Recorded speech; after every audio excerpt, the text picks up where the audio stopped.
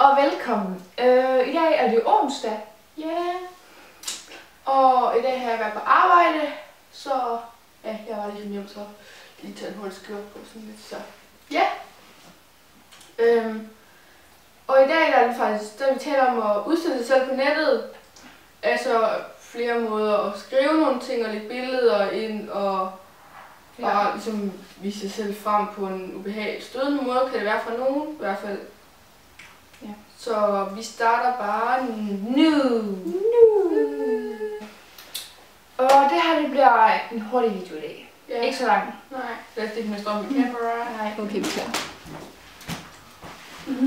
Og det som vi sådan starter med at snakke om, det er sådan, at lægge billeder ud på nettet af sig selv. Selvfølgelig må man gerne lægge billeder ud på nettet af sig selv, det er helt klart. Det gør vi da også selv. Ja. Men det er mere det der med at sådan vise sig frem, for eksempel lægge et billede ind, hvor man måske står i bikini, eller ja, overveje de billeder, du lægger ind. Ja. Hvilket tøj du har på, for det første, og hvad du gerne vil vise med det billede her, så du lægger det ind. For eksempel, jeg kan lægge et billede af mig selv, hvor jeg har mega meget make-up på, som ligesom at vise, at jeg skal til fest eller et eller andet. Eller jeg kan, hvor jeg har sommertøj på, fordi jeg måske fordi sommer er i Italien eller noget. Og så er der også nogen, som lægger sådan lidt, hvad skal man sige, pornoagtige billeder ind, hvor du stiller dig på en speciel måde, så du udstråler sådan lidt, at du er sexet og har sådan lidt frækt tøj på og sådan noget. Men det er da også okay, hvis det er virkelig det, du gerne vil. Men hvis du ikke vidste, at konsekvensen bare bagefter, at nogen vil gå og lave grin med det, og lave parodi med det, og ligesom, de går og snakker om, at du bare er billig og alt muligt, så virkelig lade være med at lægge nogle billeder ind, fordi det er det, der kommer ud af det. Ja, og man kan også hurtigt få et dårligt rygte. Ja, det kan man. Ja. Altså folk kommer hurtigt til at tale om dig, hvis du lægger sådan nogle billeder ud af dig selv.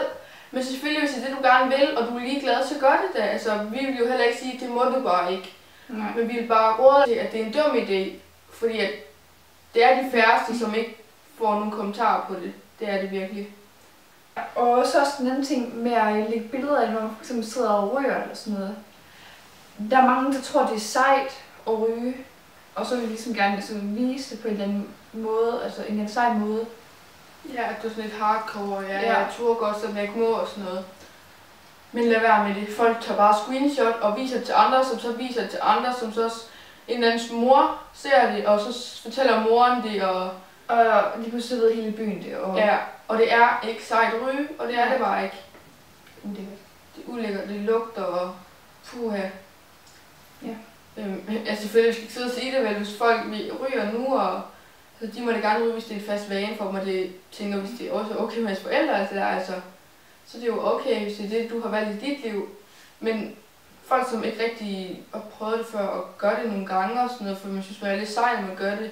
Men i virkeligheden inderst inden godt ved, at det er dumt, og faktisk ikke rigtig har lyst til det, man bare gør det for at spille lidt sej. Lad være med det for Guds skyld, det er virkelig, altså det ødelægger også ens krop. Ja. Hvad sker der?